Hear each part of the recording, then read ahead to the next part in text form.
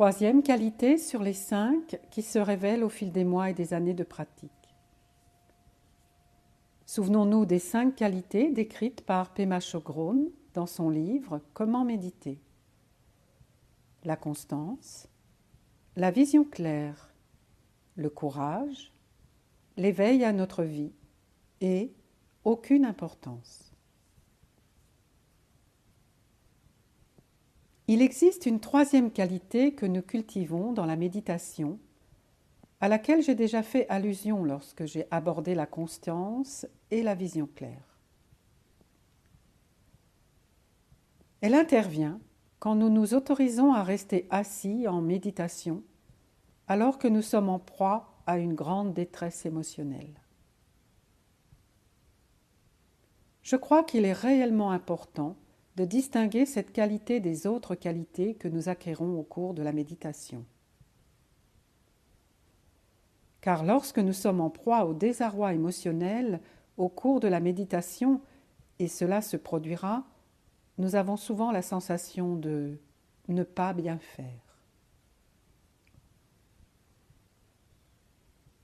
Par conséquent, la troisième qualité que nous développons de façon presque organique est la culture du courage, sa naissance graduelle. Je pense que le mot « graduel » est important ici, car le processus peut être très lent. Mais au fil du temps, vous remarquerez que vous acquérez le courage d'affronter votre détresse émotionnelle et les épreuves de la vie.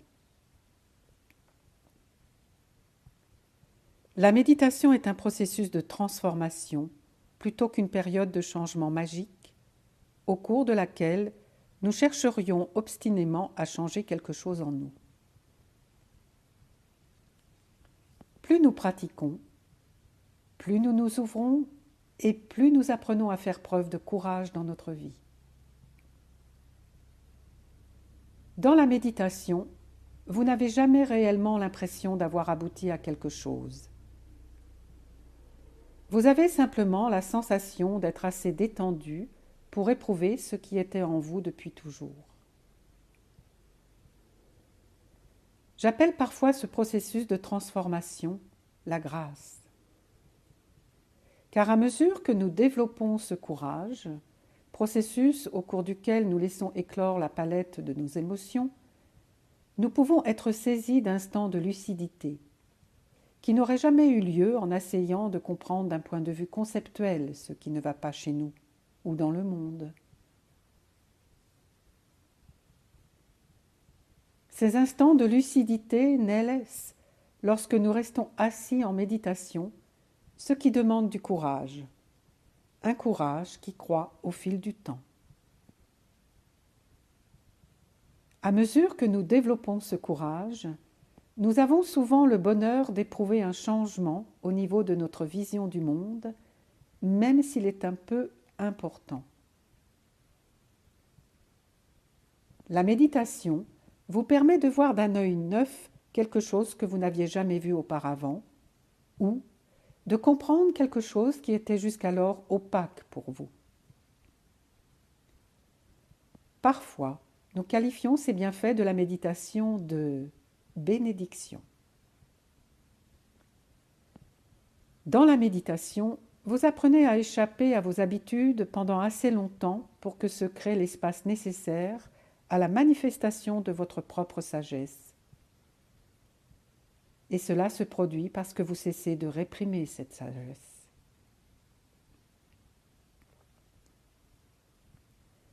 Lorsque vous trouvez le courage qui vous permet d'éprouver votre détresse émotionnelle à son niveau le plus difficile et que vous restez simplement assis en méditation, vous comprenez combien votre univers mental peut vous apporter de réconfort et de sécurité.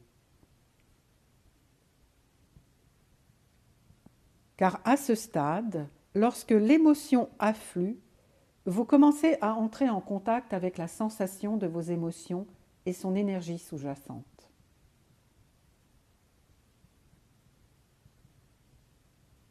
Comme vous l'apprendrez dans ce livre, Vous allez commencer à lâcher prise sur les mots et les événements et vous resterez simplement assis, là.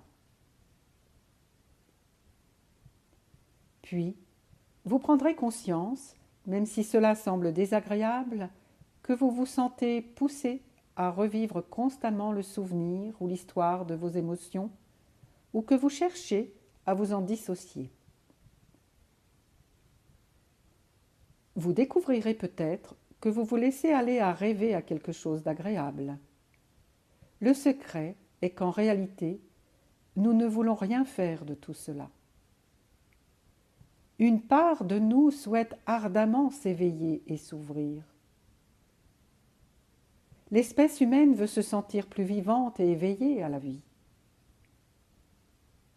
Mais l'espèce humaine n'est pas non plus à l'aise avec l'aspect fluctuant et éphémère de l'énergie de la réalité. Autrement dit, une grande partie d'entre nous préfère le confort de ses fantasmes et de ses projets, et c'est précisément ce qui rend cette pratique si difficile. Éprouver notre détresse émotionnelle et nourrir toutes ces qualités, la constance, la vision claire, le courage, bouleverse profondément nos schémas habituels. La méditation nous libère de nos réflexes conditionnés. Elle assouplit notre façon d'être, la façon dont nous perpétuons notre souffrance.